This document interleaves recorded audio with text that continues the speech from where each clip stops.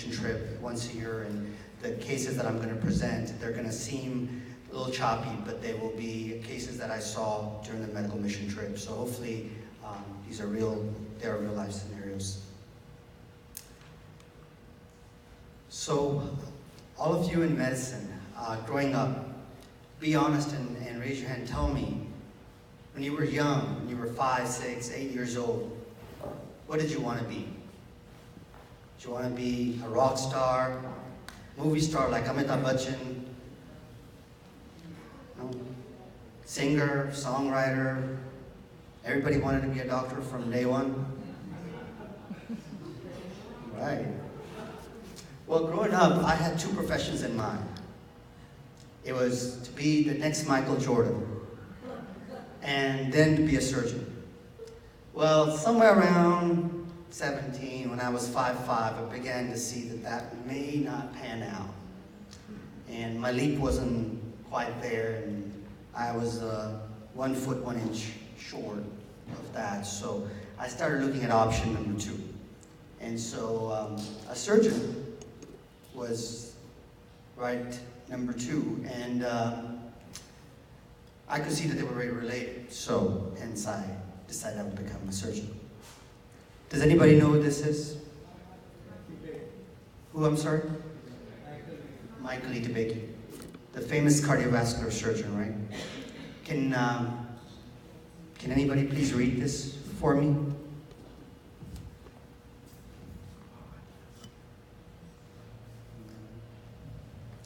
I think that human beings have an innate desire to help each other.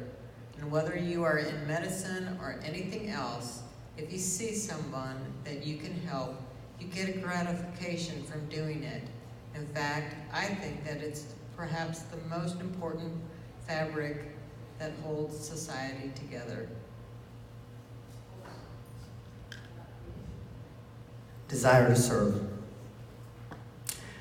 Michael Itebeki has a statue. If you ever go to a Methodist hospital in Houston, in the lobby you will see a statue of Michael Itebeki. And I still remember this day because I was in high school when I walked through that lobby and I saw his statue, and next to his statue was a poem written by someone that I admire. Have you heard of Rabindranath Tagore? I slept and dreamt, life was joy.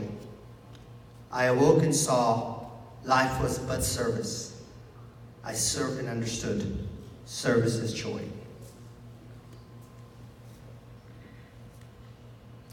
Okay, so before I get into the topic of rational healthcare, here's a clinical vignette.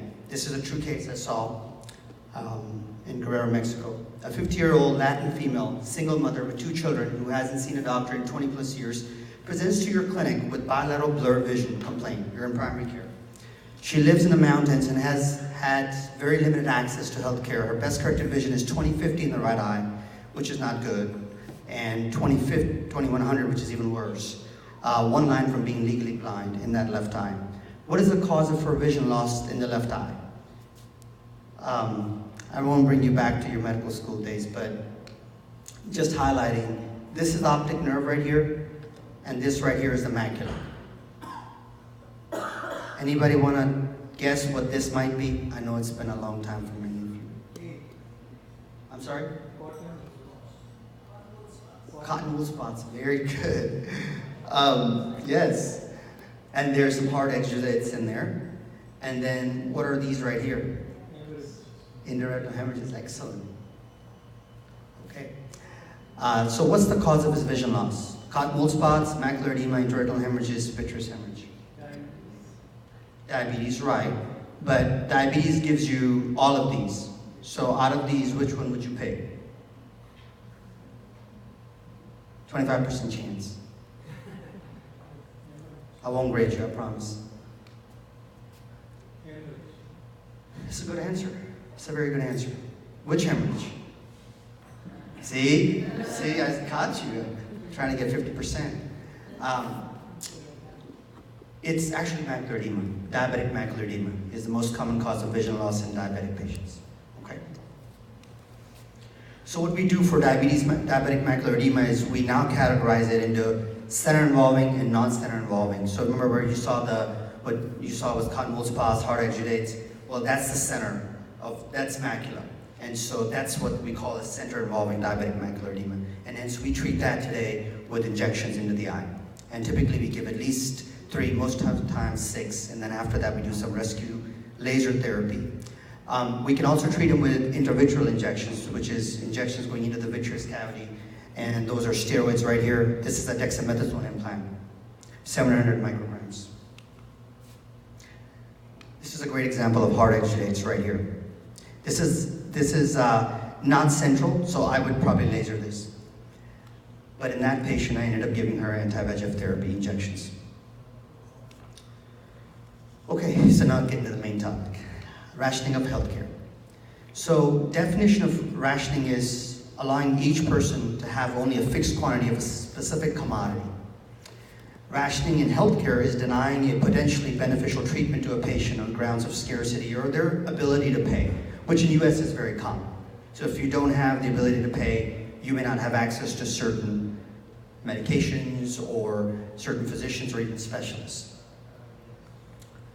One great example of that in our field is collagen cross-linking, which got approved in 2016, yet most private insurers do not cover collagen cross-linking. They'd rather pay for a $10,000 surgery, but they won't pay for a $4,000 procedure. That is non-invasive. So that's one very simple example, but there are many. So why rationing of healthcare is occurring, and is it a bad thing? Well, I don't think it's necessarily a bad thing, but it's definitely occurring globally. And the best way that I can put it is by this article that was published in 2011 in Chest, where they looked at ICU patients. But what they said is there's an expense of social goods. Healthcare is one of them, defense, education, infrastructure for like ports and roads, and environmental protection, public health. But all the money goes into a common pool.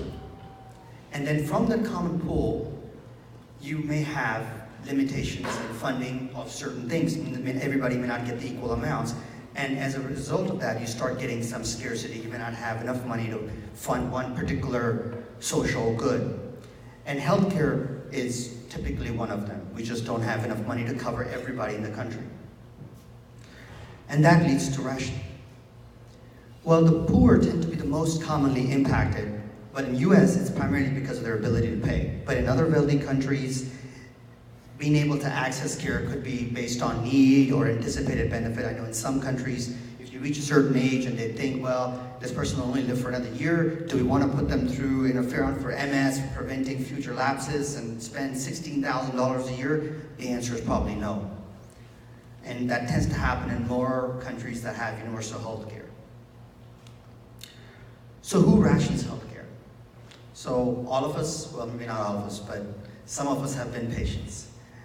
And as a patient, you would agree that at times, your child might be sick, you might be sick, and you might say, well, shoot, $50 copay, $100 copay, I'll just try something over the counter, let's see if it gets better on its own. And then you go to the doctor sometimes, and if it's a flu, they say, oh, just take some water, take some breast, take Tylenol, and you're like, dude, I'd pay $100 for that? I've done that myself. So that's one example of patients sometimes ration. Then private insurance ration all the time, right? They give you these huge deductibles, you have a $100 copay, so that kind of deters the patient from going into the doctor. Then you have Medicare doing that at times too, right? They're denying your services or not reimbursing you for some services. If you don't get pre-approvals, you may not get that particular service, right? Or may not get paid for that service. And then of course physicians. Physicians, we sometimes, I know when I was in the private sector, I would not take certain Medicaid patients after a certain amount of time because I was losing money. And unfortunately that's a reality. And then policymakers do that, right? And how they budget, how much budget they have for Medicare and Medicaid and so forth. So one system-wide solution, obviously, is increasing resources by more efficient delivery of healthcare. The World Health Organization rated countries with best healthcare practices. You know who the #1 country was in terms of those best healthcare practices? By the way, access was one of those 5 factors they looked at. Do you know out of these countries which was #1? Anybody want to take a guess? 20% chance. Huh? That's because I put it on the top, that's why you said that. That's right, it's France. I'm sorry? They have a very high tax rate. You're right, exactly. So France's healthcare makes up France's 11% of GDP, 11%. Italy is right behind France, 9%. Spain, 9%. UK, 18th, but number 6% of GDP, not bad at all. And then USA, 37. And they're 17.9% of GDP. 18%. What about India? You want to take a guess? Healthcare makes up what percentage of their GDP? It's a good number. Sorry? Very good. 1.15%. That's exactly right. And Prime Minister Modi by 2025 wants to make it to 2.5% of GDP. So I'm not here to tell you solutions because I don't know them at a global level or a system level. But I do want to talk to you about individual level solutions. And they're practical things that I think you can take away and apply in your day-to-day life immediately. In the global health adopted system of rationed healthcare, what is our role and responsibilities as clinicians in reducing the burden of rationed healthcare? So those of us who wanted to go into medicine directly, didn't want to be a movie star or a basketball star, you went into medicine to help people, right? That was the main reason you went into medicine. So when I asked some physicians and colleagues of mine, well, what can you do? The typical answer is sometimes a little bit of, they're challenged with my question, and it's a global issue. It's not an individual issue. Its policies need to change with regards to healthcare. It's these darn politicians. Physicians are already stretched too thin. I'm already working too hard. What more can I do? It's not me. I'm not the problem. You're right. We're not the problem. But we can be part of the solution, right? All right, before I go into solutions. Clinical vignette number 2. 38-year-old Latin male with right visually significant growth and counting finger vision, who is the only bread earner for his family of wife and 2 children, has not seen a doctor in 15 plus years. He functions with his left eye only. His uncorrected vision in the right eye is 2200, which is legally blind. Left eye is 2050. This is his right eye. I want to give the mic to somebody. Anybody want to describe the picture? I know it's kind of gross, but just bear with me. Anybody want to describe the picture? Why don't you? Yuck. Anybody else? All the people that raised their hands? Great. I think, and I speak for my table, that it's a pterygium. Yes. That is a pterygium. Wow. That's excellent. I don't think I knew that during my medical school years till the end.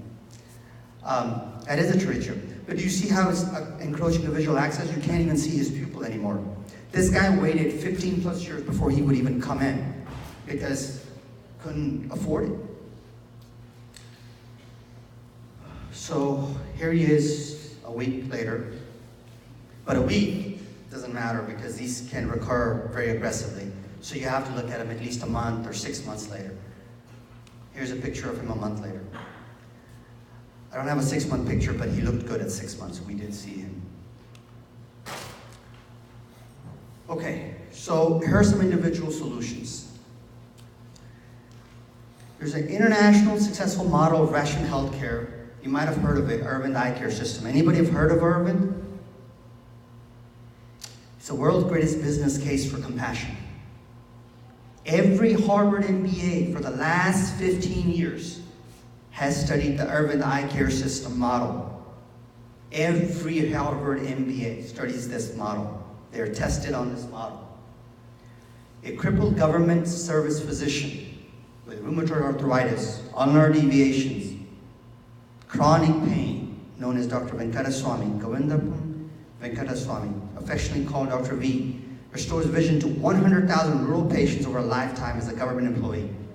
That's 58. He retired at 58. But that was just the beginning. He retired the government job at 58. He opened Arvind Eye Care System with his family at that age. No one was turned away regardless of their ability to pay.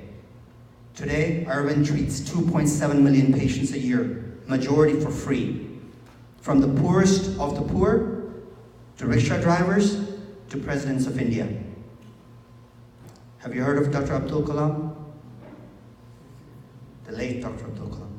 He was treated at Arvind Eye Care System in Madurai. If you ever get a chance to read this book, it's a fantastic book. It's also one of the ebooks you might be able to get access to. He's not alone. Here's Dr. Sanduk Rui, named one of the 100 most influential people in the globe, an eye surgeon as well. I'm a little biased, but he started the Telanganga Eye Hospital in Nepal. Why he's called the barefoot surgeon? Because this man realized that patients couldn't come up from the mountains down to the valleys. So what he does is he goes barefoot with a couple of people, basic instruments, and he takes tents, just mobile setup, and he goes up to the mountains, sets up a tent, and he operates there. And you might think, well, that may not be high quality. Actually, American Academy of Ophthalmology compared one of the most prominent surgeons in America with this gentleman operating side by side. And he did a manual small incision cataract surgery, and we used our phaco machines, which we use here. Price difference, $5, $100, $1,500. $5, $1,500. Outcomes almost analogous. I point this gentleman out because this man is very unique. He and Dr. Venkateswamy found solutions on their own. Involved a lot of people, but they worked at an individual level. They didn't worry about the system. They know the system didn't work. I mean, 1.15% of GDP, I mean, come on. How many people are underserved? But they didn't worry about that. They worked at an individual level. And so they're heroes. They're my heroes. Dr. Reed receives the Padma Shri for bringing eyesight into many through his innovative methods. Today I'm going to countries to learn manual small incision cataract surgery. I didn't learn that in my residency days. But I went to Mexico and other places to learn that. And he's one of the pioneers in that. Very efficient cataract surgery, 3 to 5 minutes, with excellent outcomes.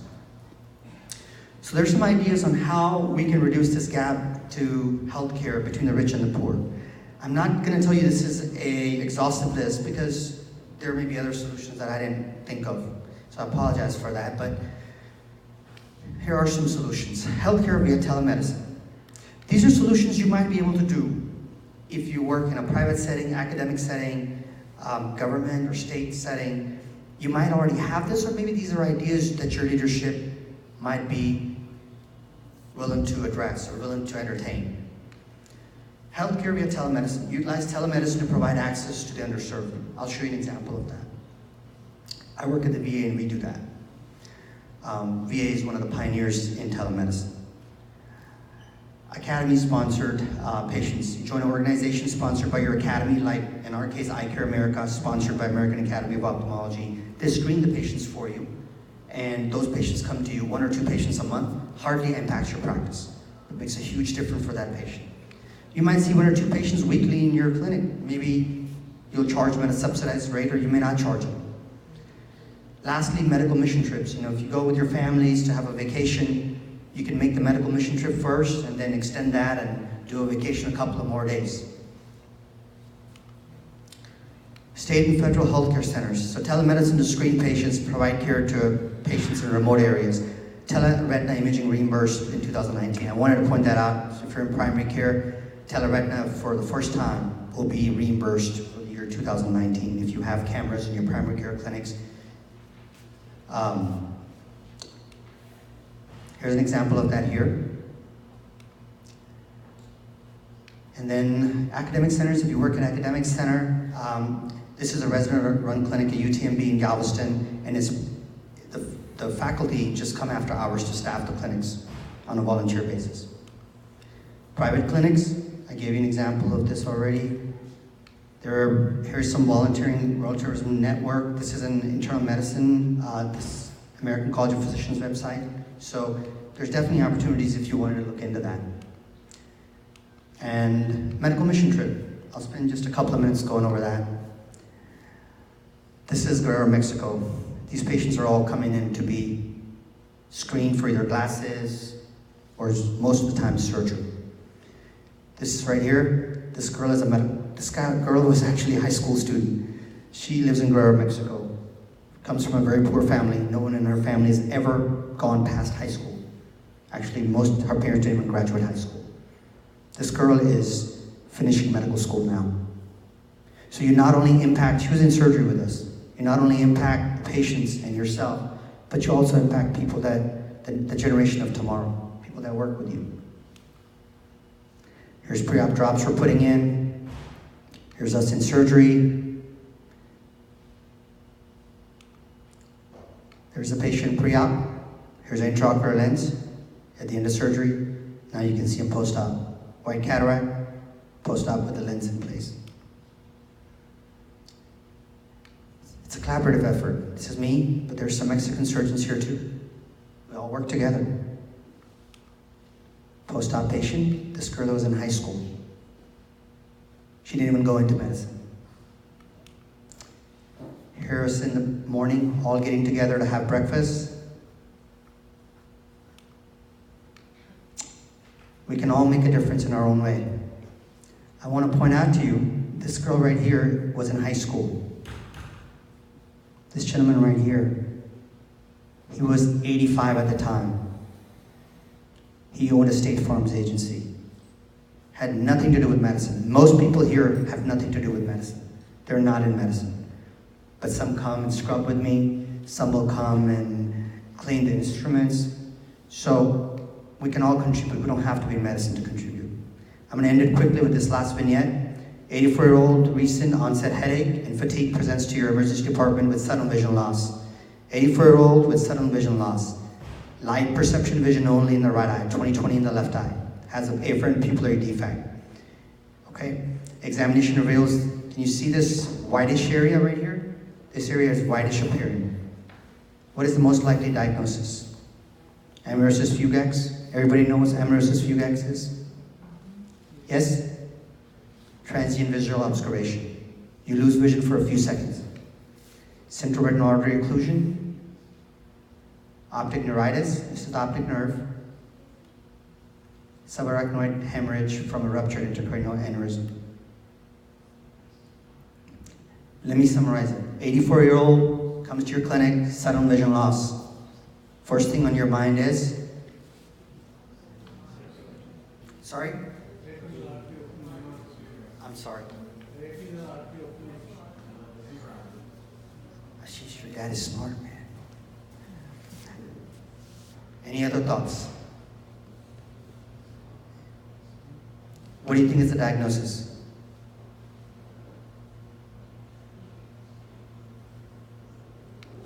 "84-year-old, sudden vision loss, afferent pupillary defect, diagnosis." It is central retinal artery occlusion. That's right.